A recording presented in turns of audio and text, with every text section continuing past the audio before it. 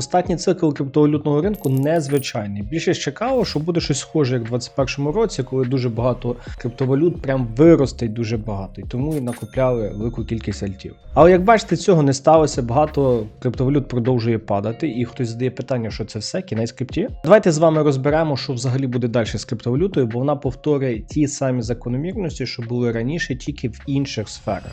Я особисто перше почув про біткоін ще в 2017 році, тоді жив в гуртожитку, приходив сусід в гості, і він купляв біткоін щось в районі 900 з чимось доларів. Я його побачив перше ще нижче 1000. Скажу чесно, я тоді, вчившись на економіста, я не міг зрозуміти суть біткоїна, його цінність. Потім прийшов час, коли я почав працювати в фінансових компаніях і почав вести блог на TradingView про фінанси, про аналітику, де в мене зараз 80 тисяч підписників. Тоді я почав глибше вивчати криптовалюту і зрозумів два важливих моменти. Перше, що частина криптовалюти реально класна штука і буде з нами в майбутньому в житті. А ще велика частина криптовалюти – це просто баблозборники, пірамідоси, які замасковані під якісь технологічні проекти. І в цьому відео моя задача з вами обговорити, як відрізнити одне від іншого, щоб ви в майбутньому заробляли. Щоб це відрізнити, треба взагалі копнути ще глибше і зрозуміти взагалі, для чого нам ця криптовалюта потрібна, чому її суть. Перше, які задачі виконує криптовалюта?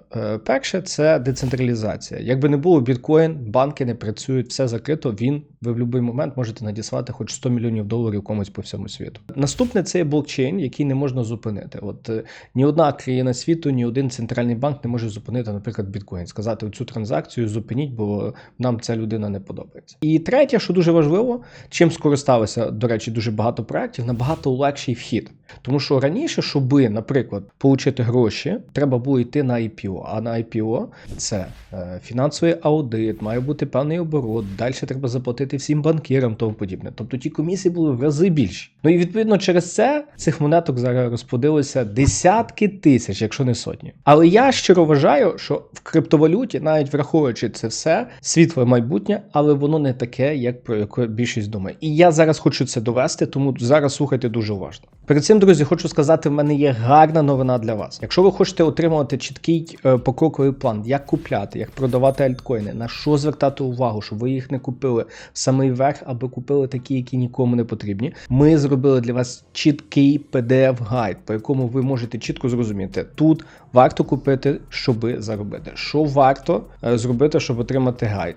В описі під відео є посилання, зайдіть, заповніть форму та отримайте його, щоб купляти найкращі криптовалюти. На початку 1900-х, навіть є ось такий гарний дядько Генрі Форд, який придумав Ford Model T, створивши перший конвейер. В той час, коли він тільки його робив, була величезна кількість гаражів, де так само робили інші люди руками автомобілі. Його Форда особливість була в тому, що він зробив конвеєр, який не погіршив якість машини, але зробив її набагато дешевше. Тобто дуже багато компаній клепали автомобілі, змагалися і тому подібне. Вгадайте, що сталося через 10-15 років? Правильно, тих компаній стало в рази менше, їх на все ще США лишилося десятки, може там сотні з чимось. Після Другої світової взагалі лишилося, можна сказати, декілька десятків концернів, які повністю взяли весь ринок під себе. Нічого не нагадує. Тобто ринок, нова технологія як починається? Всі стараються, пробують знайти якусь свою нішу, когось виходить, когось ні.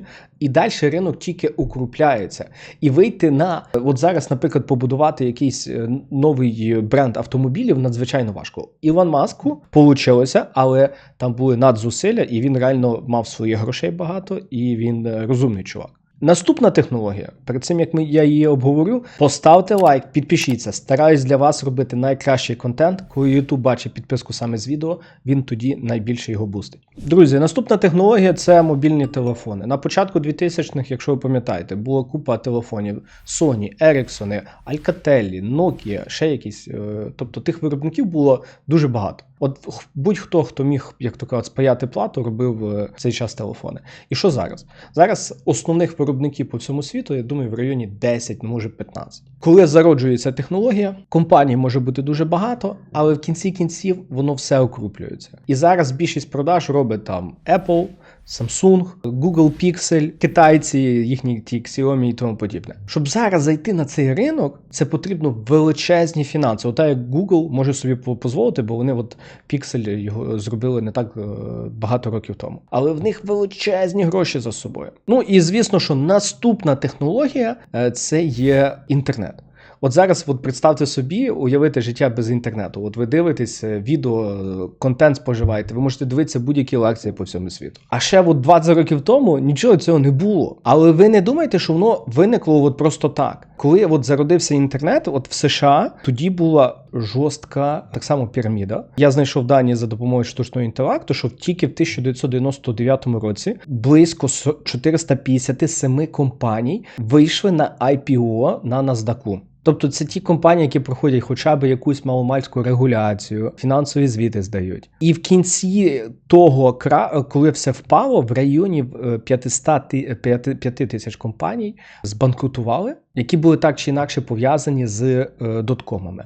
Але що зараз? Які зараз одні з найкапіталізованіших компаній світу? Google, Facebook, тобто інтернет-компанії найбільш капіталізовані. І якщо зараз підсумувати ринок соціальних мереж, то ми можемо побачити, що більшість ринку контролюється так само в районі 10-15 компаній. Там Facebook, WhatsApp, Instagram – це одна мета, YouTube, Google, WeChat китайський, TikTok окрема, Telegram окрема компанія. Тобто або якісь американські, або якісь китайські компанії, які володіють більшістю інтернет-компаній світу. Twitter, зараз X. Тобто ринок укрупнився.